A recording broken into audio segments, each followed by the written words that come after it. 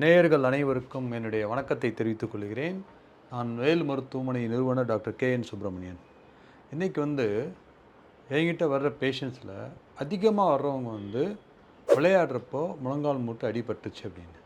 முழங்கால் மூட்டு அடிபட்டு மூட்டு உடனடியாக வீங்கினாலே உள்ள ஒரு ஜவ்வு கிழிந்திருக்குண்டான வாய்ப்பு அதிகம்.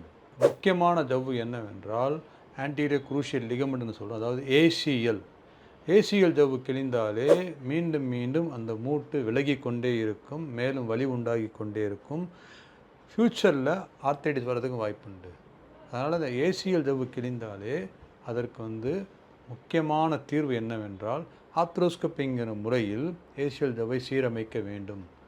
ஆர்த்ரோஸ்கோபிங்கிற சிகிச்சையில் நுண்ணதமாக ஒரு துல்லியமான கேமராவை வைத்து எந்த விதமான இரத்த சேதாரம் இல்லாமல் வலி இல்லாத சிகிச்சையாக இந்த ஜவ்வை சீரமைக்கப்படுகிறது. அப்படி பண்ணிட்டோம்னா மறுபடியும் அதே மாதிரி லெவலுக்கு ஸ்போர்ட்ஸ் விளையாட முடியும், நார்மல் லெவலுக்கு கொண்டு வர முடியும்.